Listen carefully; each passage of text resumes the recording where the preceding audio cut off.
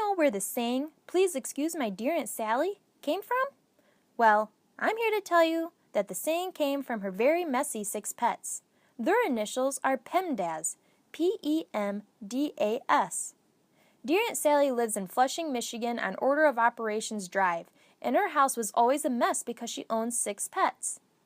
Dear Aunt Sally had to feed her pets in a certain order because all the animals lived in the same vicinity of Dear Aunt Sally's home. She first had to feed pig.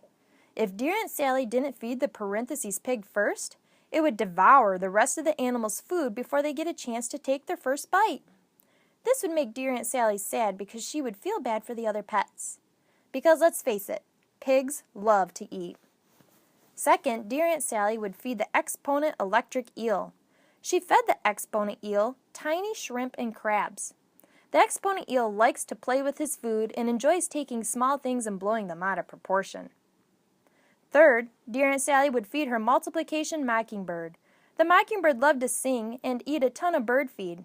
It would count its calories it ate a day by using repeated addition, also known as multiplying the seeds together. Fourth, Dear Aunt Sally would feed Division Dog. Now, Division Dog just had puppies. She would have to divide up the food to share equally among her pups so they can grow up to be healthy dividers. Fifth, Dear Aunt Sally would feed Addition Armadillo. She would feed him a species of insects and bugs, including worms. Addition Armadillo would eat so many worms, which would add more and more pounds of weight until the Addition Armadillo was full. And lastly, Dear Aunt Sally would feed Subtraction Swan. Now, the Subtraction Swan did not mind being fed last because it enjoys its time swimming and looking pretty rather than eating.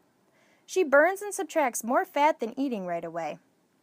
Dear Aunt Sally loved her pets so much, she had this daily routine of feeding them in order so they could all get along and keep Dear Aunt Sally company.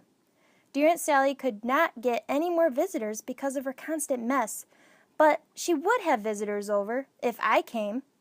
Once they entered her house, I would always have to say, "Please excuse my dear Aunt Sally," and her pets.